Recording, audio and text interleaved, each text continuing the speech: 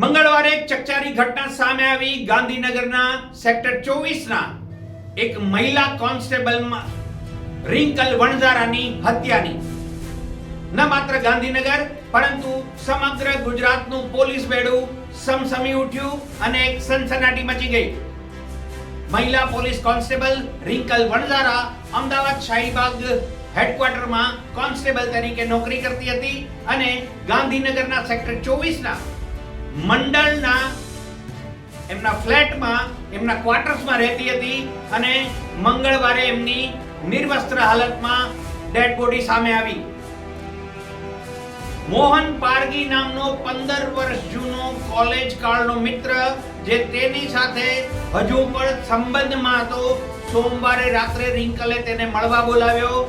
મોહન પારગી અમરેલીથી અમદાવાદ આવ્યો બસમાં અને બસમાં બેસી અને ખાનગી વાનમાં ગાંધીનગર રિંકલના ક્વાર્ટર્સ પર પહોંચ્યો હતો.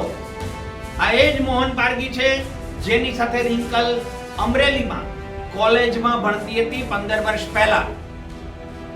મોહન પારગીના 10 વર્ષ પહેલા લગ્ન થઈ ગયા હતા અને 4 વર્ષનું બાળક પણ છે, પરંતુ રિંકલના મનમાં હજુ પણ મોહન વસેલો હતો. મોહન સાથે રિંકલને લગ્ન કરવાની જીદ હતી અને કહેવાય છે કે રિંકલ કહેતી કે બીજા બધા ભાઈ બાપ લગ્ન કરીશ તો તારી સાથે કરીશ. અને આ જ વાત રિંકલ વણઝારાની હત્યાનું કારણ બની. 15 વર્ષ જૂનો સંબંધ હજુ પણ યથાવત હતો. મોહન ભલે પરણિત હતો પણ રિંકલ સાથેના સંપર્ક અને સંસર્ગમાં પણ હતો. રિંકલ એમના ભાઈ ભાભી ઘરે નહોતા અને નવરાત્રીના પૂજન અર્ચન અર્થે અમરેલી ગારિયાધાર ગયા હતા.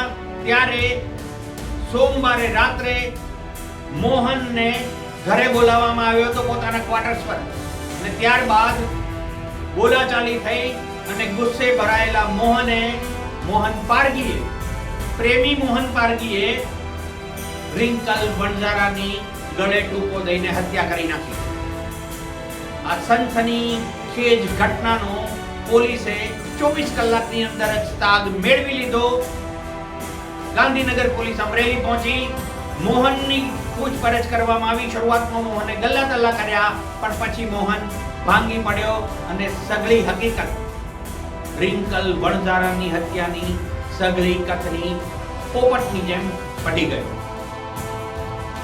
કહેવાય છે કે પ્રેમ આંધળો હોય છે અને મોહનની મજબૂરી એ હતી કે ઘેરે પત્ની છે, ઘેરે બાળક પણ છે, ત્યારે રિંકલ વણઝારા સાથે નાતરું કરવું કેવી રીતે પરવડે.